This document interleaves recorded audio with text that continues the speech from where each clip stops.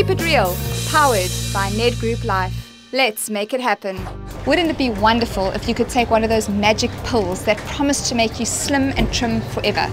Well, that is what so many of these pills and potions promise us on the marketplace. Today we find out the truth behind this billion-dollar industry with registered dietitian Mandy Reid.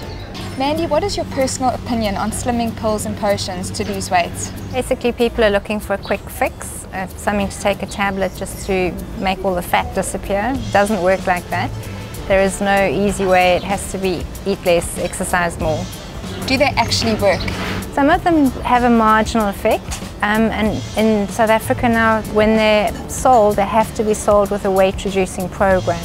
So if the person just followed the weight-reducing program, you get the same effect. There is a placebo effect of people taking a tablet that would maybe make them more compliant, but generally no. Do any of these slimming tablets have harmful side effects? Yes, some of them do have, and some can be addictive. They can increase the heart rate, they can cause mood changes, irritability, headaches, insomnia, so not very nice things to take long term. Do you feel people use these tablets to fill a void? People are looking for something quick and easy. Let me take that tablet and carry on eating. It's not going to work like that. Do you find that your clients use them a lot? Yes, I have, and I feel quite sad for the clients because they're really trapped in the whole runaway thing of try this, take that, do the next thing, and they're still sitting. When I see them, they've still got weight problems. Could people be using them as scapegoats? Maybe they don't want to have the lifestyle changes, they don't want to be doing the proper thing of trying to eat less, eat sensibly, exercise more.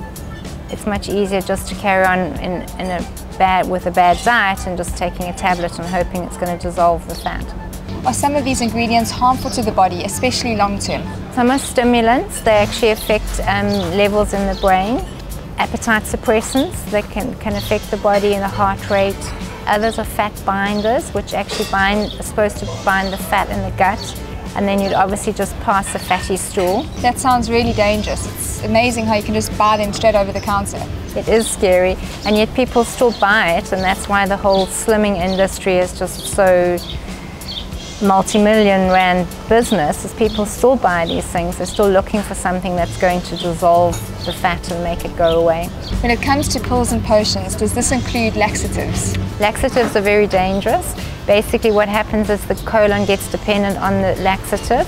The person just pushing out diarrhea the whole time.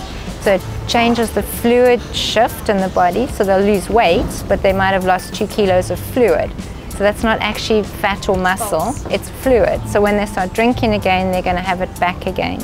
And there's always what we call a rebound edema. When they stop taking the laxative, that they'll gain at least 2 kilos, just while the body's trying to get used to the fluid again. And then they take more, and that's how the cycle continues. The cycle continues as well. Talking about that, give us some of your top tips to curb these bad habits. I always work with my patients and I try and get them to understand what being physically or tummy hungry feels like. And we talk about that with everything else is mouth hunger. And mouth hunger is usually the emotional things, that's the emotional eating. It's the eating because you're bored, frustrated, sad, whatever. And try and distinguish between the two. So if you can eat food when you're tummy hungry, then the food is not fattening.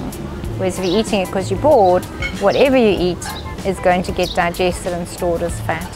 Remember that your stomach is the size of your fist, and if you look at that, it's really not big, so it's quite a nice thing to try and keep your portion sizes smaller. And now for today's financial savvy tip. It is very important to know how Living Benefits Protection works. Living Benefits are designed to provide you with financial protection if you have a critical illness or injury. Don't forget to log onto our website, keepitreal.co.za, for the chance to win amazing daily and weekly prizes. Please be smart and think twice before you put something detrimental into your body that could harm your health. A good way to think about it is, would you let your best friend, your daughter, or your mother take it? This is Lisa Raleigh, it's Keep It Real. See you tomorrow.